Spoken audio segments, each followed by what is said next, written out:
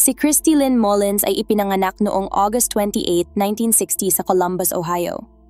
Lumaki siya sa isang malaking pamilya na may 5 anak.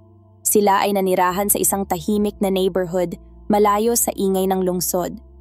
Noong summer ng 1975, sa edad na 14 years old, madalas nakasama ni Christy ang kanyang mga kaibigan at mga kapatid na babae. Ang paborito nilang tambayan ay ang pool sa malapit na residential complex, lalo na tuwing mainit ang panahon. Minsan, nagtatrabaho rin siya bilang babysitter para sa mga kakilala. Noong August 22, isa sa kanila ang humiling kay Christy na bantayan ang kanyang anak hanggang gabi. Kinabukasan, nagising si Christy ng tanghali at iniisip kung ano ang gagawin para sa kanyang kaarawan na 5 araw na lang. Sabik na sabik siya kaya parang mabagal ang takbo ng oras. Napakainit ng araw na iyon, kaya napagpasyahan ni Christy na pumunta sa pool para magpalamig. Isinama niya ang kanyang nakababatang kapatid na si Kim at pumunta sila sa residential complex.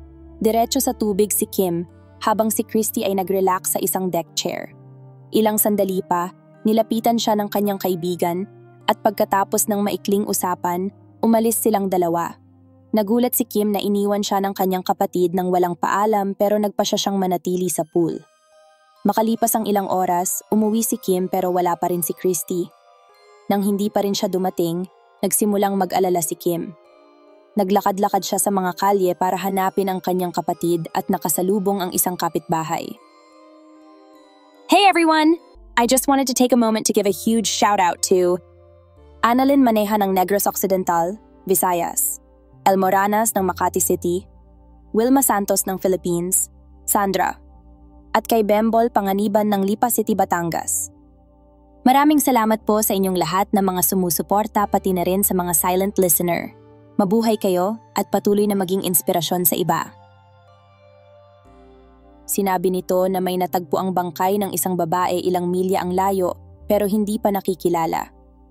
Agad na umuwi si Kim at sinabi ito sa kanilang mga magulang na agad namang tumawag sa pulis. Sinabihan silang pumunta sa morgue kung saan ipinakita ng mga opisyal ang bangkay ng babae. Sa una, hindi matukoy ng mga magulang kung si Christy nga iyon dahil sa dami ng pasa sa kanyang muka. Pero napansin ng ina ang birthmark sa binti ng babae at nakumpirma na si Christy nga iyon.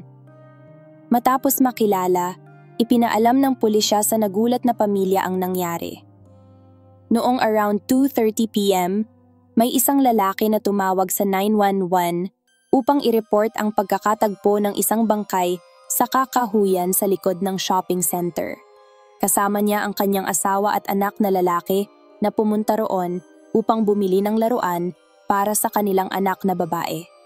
Bago pumasok ang pamilya sa shopping center, sinabi ng kanilang anak na gusto niyang maglakad sa kakahuyan sa likod ng gusali. May isang kilalang daan sa gitna ng mga puno na patungo sa ilog at maganda ang lugar kaya madalas itong pinupuntahan ng mga tao para maglakad-lakad. Pumayag ang mga magulang at naglakad sila sa daan patungo sa kakahuyan. Habang pabalik na ang pamilya, napansin nila ang kakaibang nangyayari ilang yarda mula sa daan. Nang lapitan nila ito, nakita nila ang isang lalaki na nakaluhod sa lupa at hinahampas ang isang tao gamit ang isang piraso ng kahoy. Nang makita sila ng lalaki, tumayo ito at tumakbo. Nilapitan ng ama ang lugar at natagpuan ang isang babae na nakahandusay at puno ng dugo. Sinubukan ng kanyang asawa, na may kaalaman sa medisina, na hanapin ang pulso ng biktima, ngunit hindi niya ito nahanap. Tumakbo ang lalaki papunta sa shopping center at tumawag sa pulis mula sa isa sa mga tindahan. Nagbigay ang mag-asawa ng paglalarawan ng salarin sa mga investigador. Siya ay isang lalaking matangkad, payat, mga 20 years old, may mahabang itim na buhok na hanggang balikat, at nakasuot lamang ng maong shorts at bota. Batay sa kanilang paglalarawan, gumawa ang mga pulis ng sketch ng suspect at ipinamahagi ito sa mga patrol officers. Sa pagsusuri sa crime scene ay walang nahanap na resulta. Natagpuan ng mga opisyal ang piraso ng kahoy na ginamit bilang sandata sa pagpatay, ngunit wala silang nahanap na anumang ebidensya na magtuturo sa salarin. Mahalaga ring banggitin na ang mga kamay ng biktima ay nakatali gamit ang telephone cord at ang kanyang bikini top ay nakababa. Ang t-shirt na suot niya noong araw na iyon ay natagpuan sa tabi ng katawan kasama ang kanyang mga sapatos. Sa kabila nito, walang nakitang ebidensya ng sexual assault ang mga forensic experts. Pinaghinalaan ng mga investigador na balak sanang halayin ang salarin ng biktima, ngunit may nakapagpatakot dito. Sa kabila ng kakulangan ng mga lead, mabilis na natukoy ng pulisya kung saan dapat mag-focus. Ibinunyag ng nakababatang kapatid ni Christy na umalis siya sa pool kasama ang kanyang kaibigang si Carol, kaya't kinausap ng pulisya si Carol. Sinabi ni Carol na noong araw na iyon, may tumawag sa kanyang bahay na nagpakilalang DJ mula sa isang lokal na istasyon ng radyo. Sinabi ng tumatawag na magkakaroon ng cheerleading competition sa kanilang bayan at ang mga mananalo ay makakakuha ng libreng ticket sa State Fair. Ayon sa tumatawag, ang event ay magaganap sa likod ng shopping center at magsisimula ng 1:45 p.m. Sinabihan siya na maghintay sa pasukan ng daan sa kakahuyan kung saan may makikipagkita sa kanya at ipapaliwanag ang lahat. Malinaw na kahina-hinala ang kwentong ito para sa mga pulis, ngunit may mas kakaibang detalye pa. Sinabi ni Carol na noong una, nagpasya siyang pumunta sa event kasama ang kanyang kapatid, ngunit sa kalagitnaan ng kanilang paglalakad, nakasalubong nila si Christy at ang kanyang kapatid. Matapos ang maikling usapan, inimbitahan ni Carol si Christy na sumama sa kanya, kaya't iniwan nila ang mga kapatid at nagtungo sa shopping center.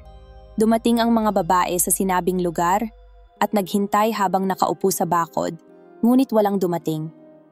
Makalipas ang ilang sandali, sinabi ni Carol na pupunta siya sa shopping center upang itanong ang oras. Ilang minuto lamang ang lumipas, ngunit pagbalik niya, wala na si Christy doon. Naghintay siya ng kaunti, ngunit walang dumating kaya't umalis na rin siya. Walang nahanap na ebidensya ang mga pulis na sumusuporta sa pahayag na magkakaroon ng cheerleading competition sa bayan. Inakala nila na maaaring ang tumawag ay ang salarin na sinusubukang linlangin si Carol sa kakahuyan o maaaring isa lamang itong prank na walang kinalaman sa pagpatay. Hindi rin nila natunton ang tawag, kaya't imposibleng matukoy kung sino ang tumawag. Napansin din ng mga investigador ang hindi pagkakatugma sa kwento ni Carol. Sinabi niya na nasalubong niya si Christy at ang kanyang kapatid sa kalye habang papunta sa shopping center, ngunit iginiit ni Kim na nasa pool sila at doon sila nilapitan ni Carol. Ngunit hindi lang yon. Kinagabihan ng parehong araw, nakasalubong ng ina ni Christy si Carol na nakatira ilang yarda lamang mula sa kanilang bahay at nagkaroon sila ng kakaibang pag-uusap. Nagsimulang humingi ng paumanhin si Carol sa babae at sinabi na hindi dapat umabot sa ganito kalayo ang mga pangyayari. Dagdag pa niya, siya dapat ang target at may 2 tao ang sangkot sa pagpatay. Nabigla ang ina ni Christy at sinubukang makakuha ng karagdagang detalye, ngunit tumanggi si Carol na mabilis na pinutol ang kanilang pag-uusap. Ipinagbigay alam ng ina ni Christy ang mga bagay na ito sa mga pulis at muli nilang kinausap si Carol. Ngunit itinanggi niya na sinabi niya ang mga iyon at iginiit ang katotohanan ng kanyang unang bersyon. Kalaunan, muli siyang sinuri gamit ang polygraph at hindi nakakita ng anumang senyales ng panlilinlang ang operator sa mga pangunahing tanong.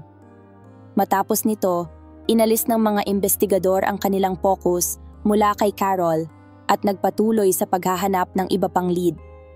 Sa mga sumunod na araw, habang kumakalat ang balita ng brutal na pagpatay sa buong lungsod, binalot ng takot ang mga residente dahil napagtanto nilang may mapanganib na kriminal na malaya pa rin.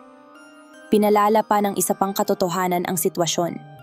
Naniniwala ang pulisya na ang salarin ay isang lokal na residente dahil alam nito ang daan sa likod ng shopping center. Ginamit ng mga detective ang lahat ng kanilang mapagkukunan upang mahanap ang salarin at makalipas ang 3 days mula sa pagpatay kay Christy, nagkaroon ng breakthrough sa kaso. Noong around 5 p.m., isang pulis ang nagpapatrolya sa gitnang bahagi ng Columbus nang makita niya ang isang lalaki nakahawig ng sketch ng pumatay kay Christy. Agad na nakipag-ugnayan ang mga patrol officers sa mga detective na mabilis na dumating sa lugar. Hiniling nila sa lalaki na sumama sa kanila sa istasyon upang sagutin ang ilang tanong at pumayag siya. Siya ay si Jack Carmen, 25 years old. Sa kabila ng kanyang voluntaryong pagsang-ayon na sagutin ang kanilang mga tanong, agad na hinarap ng mga pulis ang isang problema. Ang lalaki ay may malaking intellectual disability. Ayon sa iba't ibang pagsusuri, ang kanyang IQ ay tinatayang nasa 50 points. Si Jack ay nasa pangangalaga ng isang specialized medical institution at nakatira sa isang apartment na ibinigay ng isang non-profit na organisasyon kung saan siya nagtatrabaho. Hindi siya marunong magbasa, magsulat, at mahina siyang magsalita. Ngunit hindi maaaring baliwalain ng mga detective sa kaso ni Christy ang kahawig niya sa composite sketch. Napakahirap ng interrogation. Kadalasan, sumasagot si Jack ng isang salita lamang o nananatiling tahimik. Nagsimula ring magduda ang mga investigador kung lubos bang nauunawaan ni Jack ang kanilang mga tanong. Umabot ng 6 na oras ang interrogation, ngunit sa wakas ay nagkaroon ng progreso ang mga detective sa pamamagitan ng pagtatanong ng mga pinakasimpleng tanong. Sa wakas, nakuha nila ang matagal nang hinihintay na pag-amin mula kay Jack. Ayon sa kanyang salaysay, noong araw na iyon, umalis siya sa kanyang apartment at sumakay ng bus papunta sa shopping center upang bumili ng pantalon at shirt. Habang naglalakad siya sa parking lot papunta sa pasukan, napansin niya si Christy na nakaupo sa bakod malapit sa simula ng daan papunta sa kagubatan. Nilapitan niya ang babae, itinali ang kanyang mga kamay, at hinila siya papunta sa kagubatan kung saan niya ito inatake. Pagkatapos nito, sinubukan ni Christy na tumakas ngunit nahabol siya ni Jack. Kumuha ng piraso ng kahoy mula sa lupa at hinampas siya ng maraming beses sa ulo. Pagkatapos, tumakbo siya papunta sa pangunahing kalsada sa harap ng shopping center at sumakay ng bus. Kinabukasan, dinala siya ng mga pulis sa kakahuyan at itinuro ni Jack ang lugar kung saan niya ginawa ang krimen. Nagbigay din siya ng mga detalye na tanging ang salarin lamang ang makakaalam, tulad ng pagkabasag ng piraso ng kahoy nang hampasin niya ang biktima. Pinapila rin ng mga detective ang ilang tao kasama si Jack at pinapili ang mag-asawang nakakita kay Christy kung sino ang nakita nila noong araw na iyon. Pareho nilang itinuro si Jack. Siya ay kinasuhan ng assault at murder, sa kabila ng kawalan ng ebidensya ng sexual assault ayon sa mga eksperto. Inamin ni Jack ang krimen kaya't nagpasya ang prosecution na huwag na itong isantabi. Hiniling ng taga-usig ang parusang kamatayan ngunit nakipagkasundo ang abogado ni Jack na may pahintulot niya. Kailangan niyang aminin ang kanyang kasalanan sa harap ng hukom at tatanggapin ang habambuhay na pagkakakulong imbes na parusang kamatayan. Dahil libu-libong tao ang sumusubaybay sa kasong ito, mabilis na nangyari ang lahat. Noong September 3, 11 araw lamang matapos ang pagpatay, nahatulan si Jack ng habambuhay na pagkakakulong. Ngunit pagkatapos ng paglilitis, maraming tao ang nagsimulang magduda sa kasalanan ni Jack. Habang lumalabas ang mga detalye tungkol sa kanyang pag-amin at sa kanya mismong pagkatao sa media, mas maraming tao ang nagtanong kung talagang nagawa niya ang krimen. Ang mga nakakakilala kay Jack ay hindi agad naniwala. Ayon sa kanila, hindi siya kailanman nagpakita ng anumang senyales ng agresyon. Siya ay tahimik, mahiyain at sunod-sunuran. Sasabihin niya ang anumang kasinungalingan kung may mag-utos sa kanyang gawin ito. Halimbawa, minsan sa isang charity center, inako niya ang kasalanan para sa isang sirang boiler kahit na ibang tao ang may gawa nito. Mayroon ding mga pagdududa tungkol sa kakayahan ni Jack na umamin sa krimen. Halos hindi siya makapagsalita ngunit sinabi ng mga pulis na inilahad niya ang krimen ng detalyado. Ang mga nakakakilala kay Jack ay naniniwala na ibinigay lamang ng mga investigador sa kanya ang lahat ng kinakailangang impormasyon. Kailangan lang nilang magtanong ng mga leading questions na naglalaman na ng mga detalye tungkol sa kaso. Halimbawa, hinampas mo ba ang biktima gamit ang piraso ng kahoy? At kung sumagot si Jack ng oo, magagamit na ito ng pulisya bilang pag-amin. Isang babae na nangangalaga kay Jack ang nagsabi na kung siya ay tatakutin, maaari siyang umamin sa anumang bagay.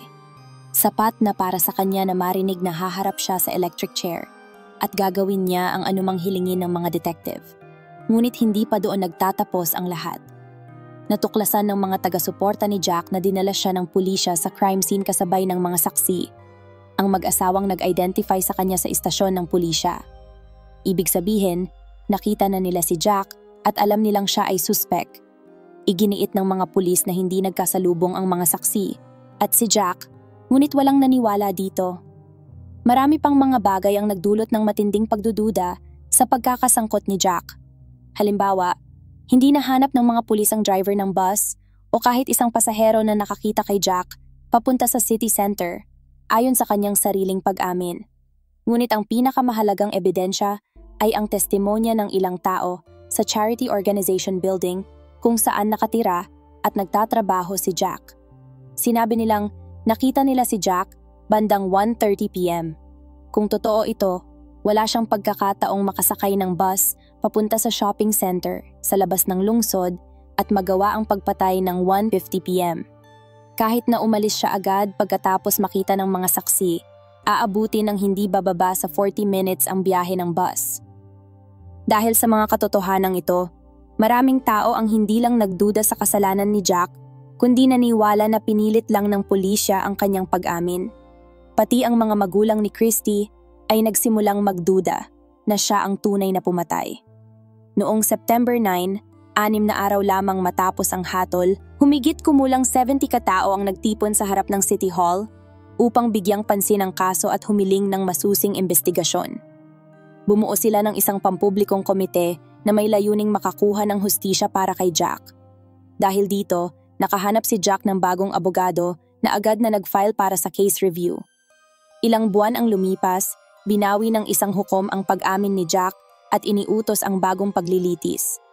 Ngayon, kailangang patunayan ng prosecution ang kanyang kasalanan mula sa simula na tila isang halos imposibleng gawain. Habang naghahanda para sa bagong paglilitis, nagsagawa ng sariling investigasyon ang ama ni Christy na si Norman Mills. Mula pa sa simula, hindi siya naniniwala sa mga detective. Iniisip na hindi sapat ang kanilang ginagawa upang mahanap ang pumatay sa kanyang anak. Sa huli, nagpa siya siyang huwag umasa sa mga pulis at nagsimulang maghanap ng mga sagot sa sarili. Pagkatapos ng pagpatay, siya at ilang mga kapitbahay ay pumunta sa kakahuyan upang siyasatin ang lugar. Doon nila natagpuan ang maong shorts at duguang panlalaking underwear. Ibinigay nila ang mga ito sa mga pulis na unang hindi napansin ang mga ito. Gayunpaman, nanatiling hindi alam kung ang mga bagay na ito ay may kaugnayan sa kaso o kung nasuri man. Nagsimula lamang ang bagong paglilitis para kay Jack noong 1977, 2 taon pagkatapos ng pagpatay. 2 ang dapat gawin ng depensa. Una, patunayan ang kawalang sala ni Jack at pangalawa, subukang tukuyin ang tunay na salarin. Sa katunayan, mayroon na silang pangunahing suspect para sa kaso, si Henry Newell, ang lalaking nakakita sa katawan ni Christy kasama ang kanyang asawa.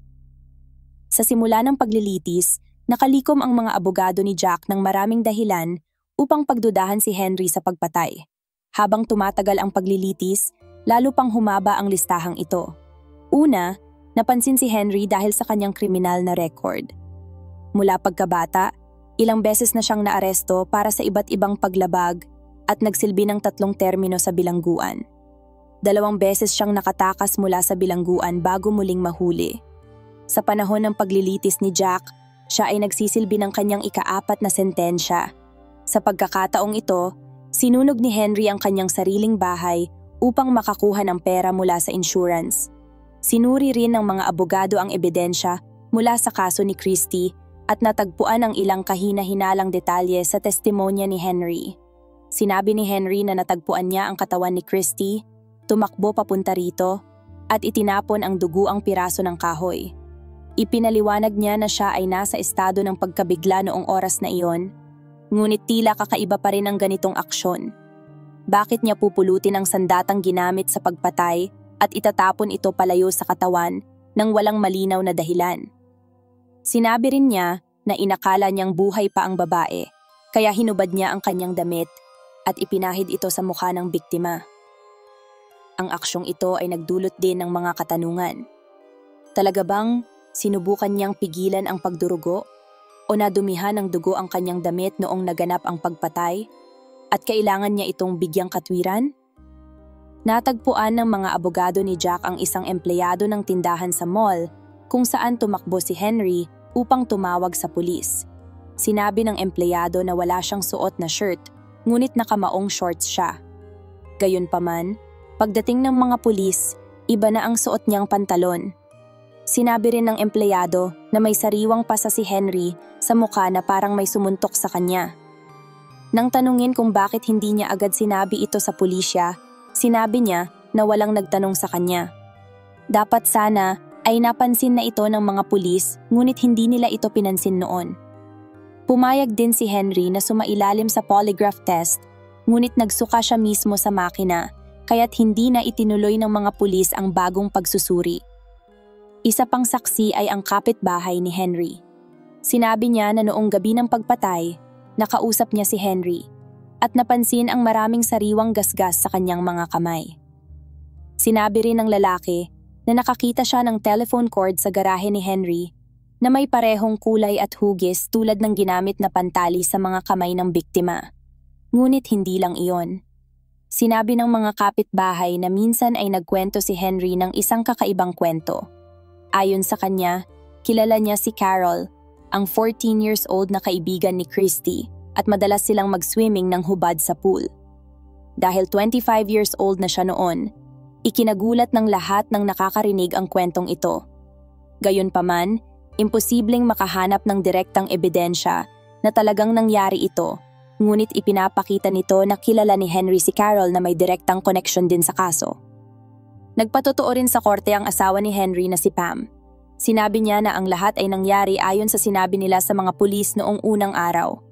Pumunta sila sa mall at gusto ng kanilang anak na maglakad-lakad. Pumunta sila sa kakahuyan at natagpuan ang katawan ni Christy. Dagdag pa ni Pam, hanggang sa puntong iyon, nasa bahay lamang si Henry at lumabas lang ng ilang minuto upang paalisin ang mga batang nagtatapon ng paputok sa kanilang bakuran. Nagpatotoo rin si Carol. Sinabi niya na hindi niya kailanman nakilala si Henry. Tinanong din siya tungkol sa sinabi niya sa ina ng biktima na hindi dapat umabot sa ganito kalayo ang mga pangyayari, ngunit muling iginiit ni Carol na hindi niya naaalala na sinabi niya iyon. Dinala rin si Henry sa korte mula sa bilangguan. Inulit niya ang kanyang kwento ng walang pagbabago at iginiit na wala siyang kinalaman sa krimen. Isa sa mga pinakamahalagang sandali ng paglilitis ay ang pagpapakita ng buong recording ng interrogation kay Jack. Matapos mapanood ito, naging malinaw sa lahat na pinilit lamang si Jack na kumpirmahin ang mga salita ng detective na siya ang gumawa ng pagpatay. Halos hindi nagsalita si Jack at tila hindi lubos na nauunawaan ang gusto ng mga pulis mula sa kanya. Ngunit hindi iyon ang pinakakritikal na sandali ng paglilitis. Sa ikalimang araw, lumitaw ang isang hindi inaasahang saksi na hindi inaasahan ng prosecution o ng mga abogado ni Jack. Ito ay si Bobby, ang stepson ni Henry, at ang kanyang testimonya ay talagang ikinagulat ng lahat. Ayon sa bata, noong araw na iyon, umalis nga si Henry sa bahay upang paalisin ang mga batang nagtatapon ng paputok sa kanilang bakuran.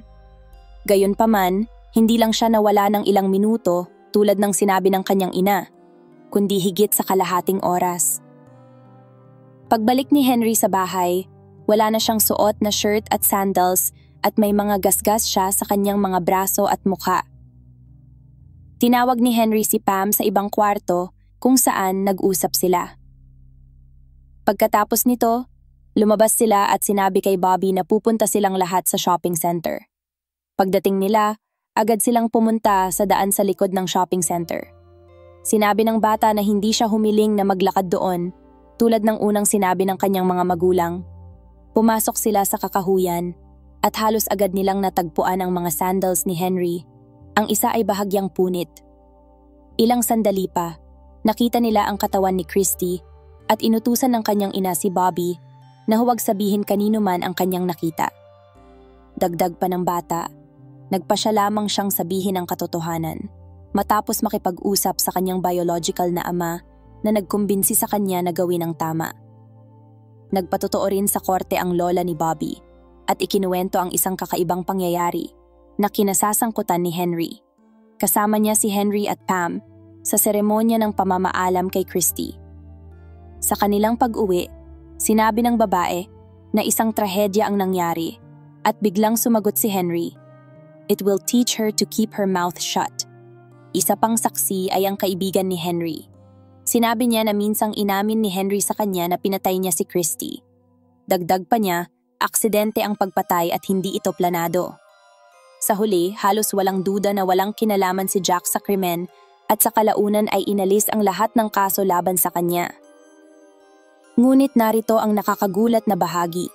Sa kabila ng napakaraming ebidensya na nagtuturo sa pagkakasangkot ni Henry, sinabi ng prosecution na wala siyang balak na ituloy pa ang kaso laban sa kanya. Sinabi din niyang ang mga investigador ay ginawa ang lahat na kanilang makakaya, ngunit nabigong makahanap ng lead na magtuturo sa suspect.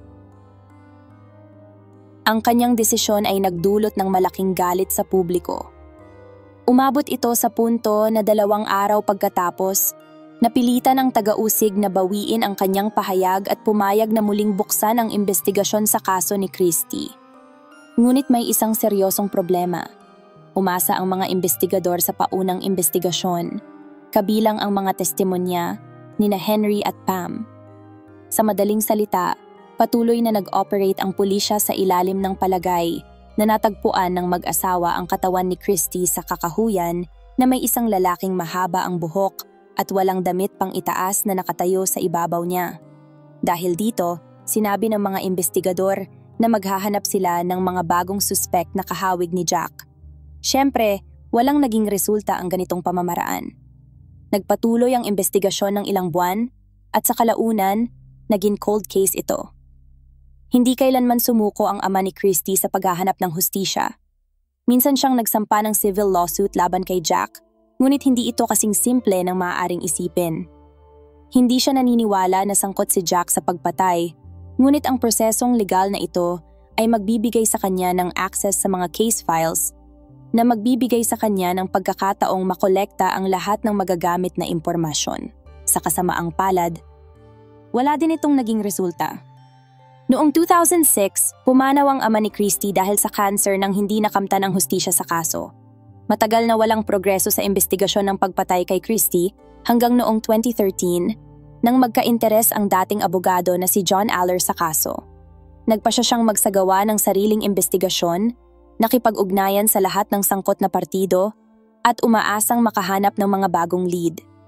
Ibinigay ng mga kamag-anak ni Christy sa kanya ang isang kahon na naglalaman ng lahat ng record ng kanyang ama na kanyang kinolekta hanggang sa kanyang kamatayan. Pinuntahan ni Aller ang mall, kinausap ang 12-12 ng tao, at naging malinaw sa kanya na ang salarin sa pagpatay na ito ay walang iba kundi si Henry. Sa kanyang investigasyon, nalaman niya na ang kaibigan ni Christy na si Carol ay gumagamit ng marijuana noong panahong iyon. Sa mas malalim na pagtatanong, natuklasan niya na tulad ng ilang mga kabataan, tila binibili ni Carol ang marijuana kay Henry. Ito ay naging isa pang koneksyon sa pagitan nila ni Carol at maaaring magpahiwatig ng tunay na dahilan kung bakit pumunta ang babae sa kakahuyan. Naisip niya na ang buong kwento tungkol sa DJ ay gawa-gawa lamang. Sa katotohanan, inayos ni Carol na makipagkita kay Henry sa kakahuyan upang bumili ng marijuana. Marahil ay inimbitahan niya si Christy at sinabi ang parehong kwento tungkol sa DJ at cheerleading competition. Isa pang mas madilim na version ang nagsasabing maaring nilinlang ni Carol si Christy doon sa kahilingan ni Henry na may balak na masama. Gayunpaman, lumaban ang babae na pinatutunayan ng mga gasgas at pasa sa katawan ni Henry at pinatay siya ng lalaki. Sa mas malalim na pag-iimbestiga sa kaso, natuklasan ni Aller na sa panahong iyon, nakagawa na si Henry ng mas maraming krimen kabilang ang arson, domestic violence at assault. May isa pang insidente na nauugnay sa kanya ngunit hindi siya nilitis para dito. Ang pagkamatay ng kanyang asawang si Pam noong 1982. Nag-file si Pam ng diborsyo at 1 buwan lamang ang lumipas. Natagpuan siyang patay sa kanilang apartment kung saan pa rin siya nakatira kasama si Henry. Ang opisyal na sanhi ng kamatayan ay labis na pag-inom ng sleeping pills at nakakita ang pulisya ng isang note na nagpapahiwatig na ginawa niya ito sa sarili. Hindi naniwala ang mga kamag-anak ni Pam sa bersyong ito at pinaghinalaan na pinakialaman ni Henry ang mga pills. Ang kakaibang bahagi ng kwentong ito ay walang natagpo ang pakete ng sleeping pills sa apartment kahit na malinaw na hindi ito maitatapon ni Pam pagkatapos uminom ng ganoong karaming pills. Noong 2013, nang kunin ni Aller ang kaso, pumanaw si Henry dahil sa cancer sa edad na 63. Sa kabila nito, ipinagpatuloy ni Aller ang kanyang trabaho at naglabas ng isang libro na naglalaman ng lahat ng magagamit na impormasyon tungkol sa pagpatay kay Christie.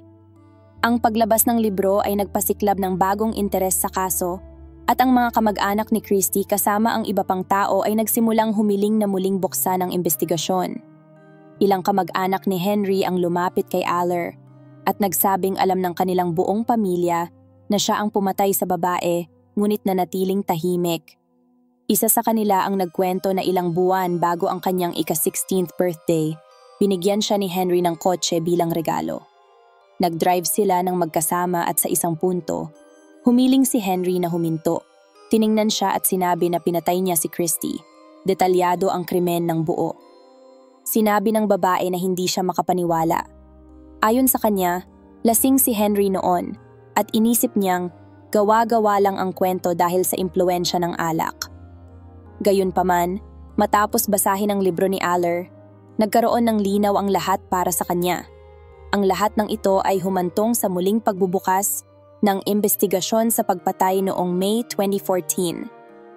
Sa loob ng maraming buwan, muling sinuri ng mga detective ang lahat ng magagamit na ebidensya, kinapanayam ang 12-12 ng tao at muling sinuri ang mga lead. Sa kanyang pag-amin sa kamag-anak, binanggit ni Henry na inatake niya si Christie. Noong panahong iyon, walang nakitang ebidensya ang mga medical expert, ngunit ngayon, gamit ang makabagong teknolohiya, muling sinuri ang damit ni Christie at nakakita ng bakas ng semilya. Sa kasamaang palad, napakaliit ng mga bakas kaya't imposibleng magsagawa ng DNA analysis. Nagpatuloy ang investigasyon hanggang sa katapusan ng 2015 nang magdaos ng press conference ang mga detective. 40 taon pagkatapos ng pagpatay, sa wakas ay inihayag nila na wala silang duda na si Henry ang gumawa nito. Gayunpaman, dahil wala na siya, hindi na nila madadala ang kaso sa korte. Opisyal na idineklara na nalutas ang kaso at isinara ang investigasyon. Kahit walang pag-amin mula kay Henry, hindi lubos na matiyak ng mga investigador kung ano talaga ang nangyari, ngunit may malakas silang ideya. Malamang, nang umalis si Henry sa bahay noong araw na iyon, pumunta siya sa daan sa likod ng shopping center. Marahil inimbitahan siya ni Carol doon upang bumili ng marijuana, ngunit hindi ito makumpirma. Pagdating doon, nakita niya si Christie na nag-iisa at nagpasya siyang atakihin ito. Itinali niya ang mga kamay ni Christie gamit ang telephone cord at dinala siya sa mas masukal na bahagi ng kakahuyan kung saan lumaban si Christie. Nagawa niyang magasgasan at masuntok si Henry sa mukha. Pagkatapos ay malamang na pinabagsak siya ni Henry at pinatay gamit ang piraso ng kahoy na nakita niya sa paligid. Pagkatapos, bumalik siya sa bahay at sinabi sa kanyang asawa ang nangyari at nagplano sila kung paano makakaiwas sa parusa. Mahalaga ring banggitin na hindi kailanman sinabi ni Carol ang katotohanan sa lahat ng mga tao na ito. Posibleng may kinalaman siya sa kaso at hindi natin maalis ang posibilidad na isang araw ay magsasalita siya. Sa press conference, humingi rin ng paumanhin ang pulisya sa pamilya ni Christie dahil sa kapabayaan ng kanilang mga naunang investigador sa paghawak ng kaso. May sapat na ebidensya mula pa sa simula upang kasuhan si Henry ng pagpatay, ngunit hindi ito napansin o sadyang binaliwala ng mga investigador.